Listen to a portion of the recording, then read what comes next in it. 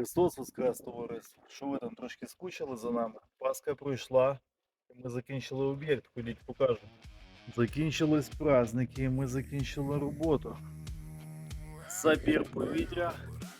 Ось такий крутезний димохід партнерів Підком. Провіримо, наскільки наша конструкція тримає. Он Віктор 70 кг важить.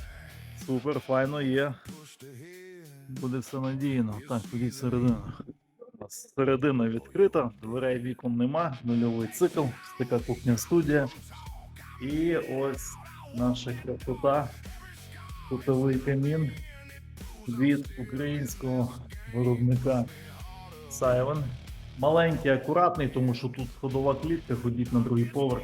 На другому поверху 2 кімнати відпочинку. І ось тут реалізували один вихід тепла. Буде забір повітря, верніше вихід, і другий зробили вихід через канал під кришу, через коридор в ось цю кімнату. Тут буде реалізовано другий вихід тепла над вікном. Це все потім заш'ється і буде догрів з такої кімнати, тут буде по сумісництву відпочинкова. Кого цікавлять якісні каміни, димоходи, звертайтеся СВ Камін, приїдемо, проконсультуємо, підберемо і зробимо вам супер якісний продукт. Всім добра.